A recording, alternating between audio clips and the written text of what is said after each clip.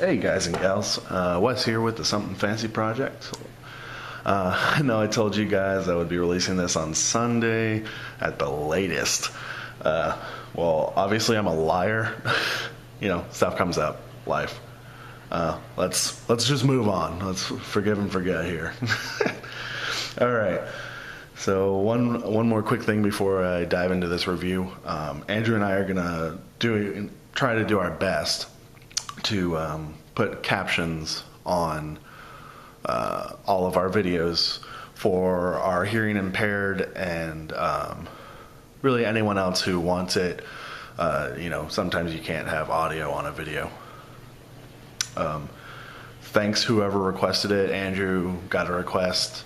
And I really appreciate it because I didn't think of it. And I think it's really important to cater to anyone we can. You know, it's not that hard. It takes, 10 minutes. But let's move on here to the review. Today I'm going to bring you a review of the 511 2012 collector's knife. Now, I don't like to do reviews of knives that are hard to get or are limited because I just find it a little obnoxious to be like, oh, that's a really cool knife, but you can't have it. It's sort of the case with this one. It was a promotional knife by 511. However, I have seen it on Amazon. There's about 5 or 10 of them. And there's actually other places you can get it too. If you just search the internet, use those magical typing skills, you'll be able to find this knife if you search for the 511 2012 promo knife. Not to be confused with their 2011, which was actually recalled. Not quite sure why. I looked into it. It didn't seem like there was any reason other than, knives cut people. But anyways, I'll move on from that. Let's get this review going because I don't want it to be a long one. Though it might be because this knife has a lot of cool features. All right. So we're going to talk about the main meat and potatoes of the knife, as it were. The main reason you would want a knife, the blade. All right. So it's really excellent. I like it a lot. I've been carrying it for, since Christmas, so that means 3 months now. It's got a cool shape. It's a sheep's foot modified with a Saber grind. I don't know if you can really, oh, there you go. Get that light in there. Yeah, I really like it. It's got a nice tip on it. Nice reinforced tip without sacrificing too much thinness. Let me see if I can get that to focus. Probably not. I need a better camera, guys. Sorry. Just how it goes. I couldn't figure out what type of steel it was.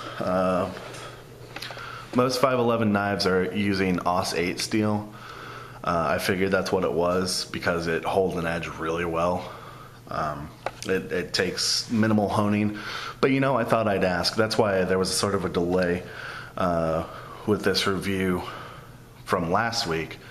I emailed their customer service to see what we were working with, and I got a response that was 420 J2.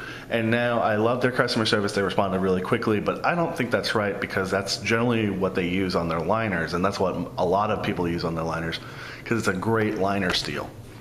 It's really corrosive, resistant, and usually used on the pocket clip as well, simply because it's a really great stainless steel. But it doesn't hold an edge well.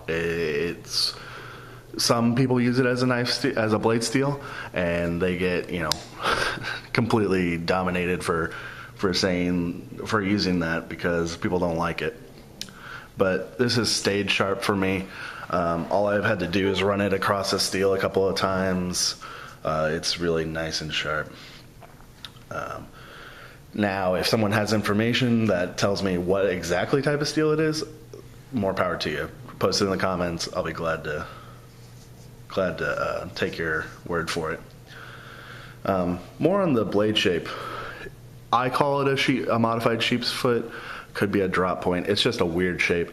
Just if you have a different view, go ahead and post it. I'm kind of interested to see what people think it is.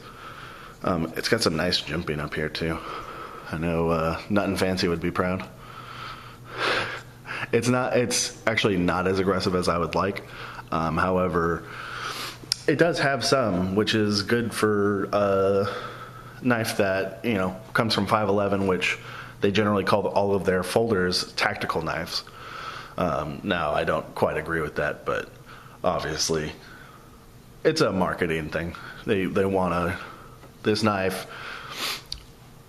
could be flexed into a tactical roll. It's got an adequate sized blade, you know.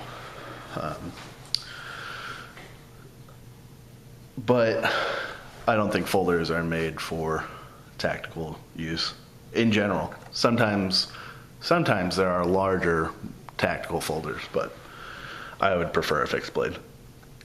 Anyways, you know, let's just blaze through this because, like I said, I don't want it to be too long. Liner lock. Hard to see, but there are really thin liners in there. I'm surprised at how thin they are because, and the knife's a little hefty, but it doesn't seem too bad. I don't really notice it. Some people are more of a stickler for weight. I don't have the weight on this because I don't have an accurate enough scale. And obviously they don't have much information in the way of the knife. I asked for all of this and they just sort of gave me back what my main questions were. But that's all right. I know they have other stuff that they need to do. Let's go to, it's a pillar construction, which I love. I wish more knives were like this. I understand why they aren't. It's harder to do. It requires more machining to do it right, like these. The pillars are actually beveled so that the blade, when it comes in, doesn't hit up against them, which is excellent. Not completely centered, but you know, it's pretty close. Excellent deployment, super fast, out of box, you know, with a flick of a wrist. You know, it's hard to do on camera, but as you can see, a little bit of a couple tries here. Even with hitting the tripod, I still got it out in, you know, fraction of a second. Super, super smooth deployment. Great lockup. No wiggle whatsoever. This is out of box. No, I haven't messed with the torque screw at all. There are mini torque screws for the pillars, so you can take it completely apart and completely clean it, which is nice. Even though with a pillar construction, it's really easy to clean in general. Let's talk about, you know, my love and hate for these studs that they got here. Sorry, that was the chair. They're really awesome. They're smooth to the touch, big enough for gloves to get in them. The handle slopes downward so that you can really get at it. The problem is they're a little too big. They overstick the knife just like a fraction of an inch on where it slopes down. It's not bigger than the back part, obviously, but the problem with that is, in my pocket, if I don't pull it straight up, you know, say I'm pulling it outward, away from my body, it catches and performs almost a wave function. Now, I thought this was kind of cool the first time it happened, because I was like, oh cool, this knife has like a wave function type thing. Problem is I can't get it to happen reliably, and I've tried several different ways to do it. It just doesn't work. You know, if there's going to be that function, it should work every time. So that's why I don't think it was intentional, because I have more faith in 511, even though they're a relatively new company to me. But, you know, it's really not that big a deal. It rarely happens. I just think if they're going to market their knives as tactical, they should have sort of thought about something like that happening. Because if that was a tactical situation, it could have been a bad thing because it gets kind of caught. Now that's in slacks. In jeans, it doesn't happen. It happens even less. So I suspect it's not a huge problem. But it is, something you got to talk about. Okay, so we're getting past the 10-minute mark here. Let's see if I can wrap this up. All we got left is the handle, so really a great part of the knife. Excellent ergonomics, and like I said before, I have giant meat hook hands. Fits really comfortably. Glass-filled nylon, great traction for glass-filled nylon. It's not G10, but it works. I've had it wet and it works just fine.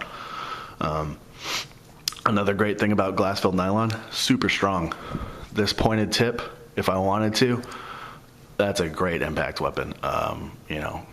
Hit that in someone's neck or on the inner thigh. Any nice pressure points, it'll hurt. Great pocket clip. Carries reasonably deep. Some people might complain that there's a little bit of the tip sticking out. I don't mind. I've never lost a blade or anything like that. Reversible. It's hard to see. There you go. Now you can see it. Reversible pocket clip, lefties and righties. For tip up carry only, which is interesting. I know most people prefer it, but some people don't. But like I said, promo knife, technically free. If you spend a certain amount of money on 511, they don't offer it anymore, unfortunately. But they generally offer knives or other promos pretty often, so that's really nice. It's a great knife. A little bit wide, but that happens with pillar construction almost always. But other than that,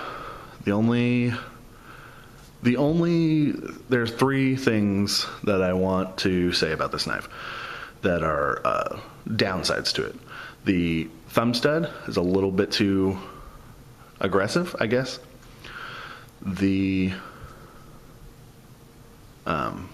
It's a little heavy, but it's got steel liners and full pillar construction, and I don't notice it.